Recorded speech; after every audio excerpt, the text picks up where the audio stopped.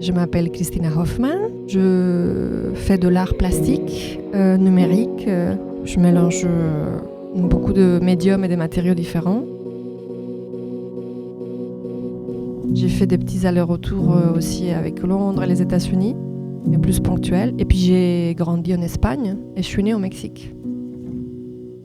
En fait, moi j'ai une formation d'ingénieur. Très vite, je me suis tournée sur l'interaction machine, sur le design d'interaction, sur l'innovation par le design.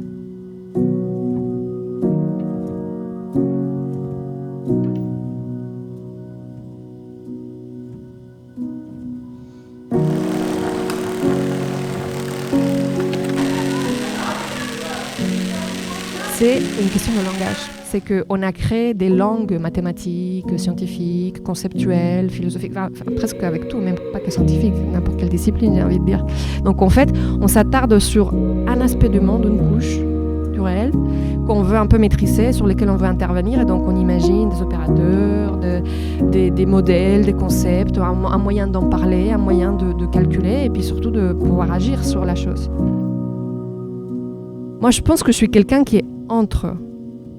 C'est une des choses qui me définit, c'est d'être entre les cultures, entre les langues, entre les métiers, entre les langages. Parfois, je fais de la performance, parfois, je fais du travail participatif avec les gens.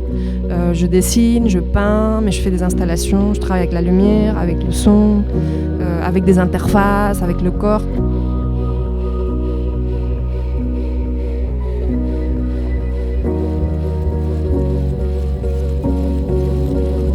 C'est un peu la pièce et la matière c'est la matière qui invite des pièces. Et parfois, certaines pièces demandent une matière.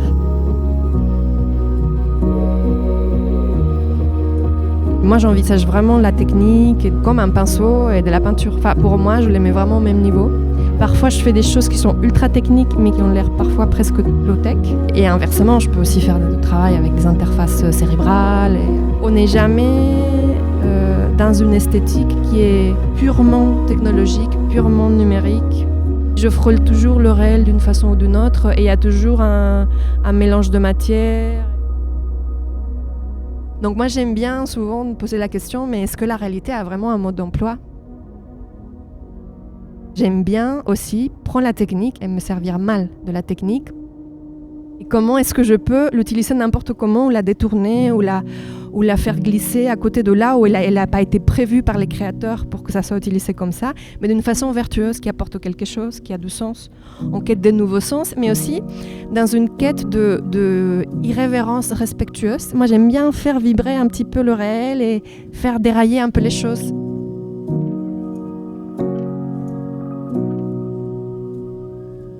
Ce qui nous échappe est presque le plus savoureux.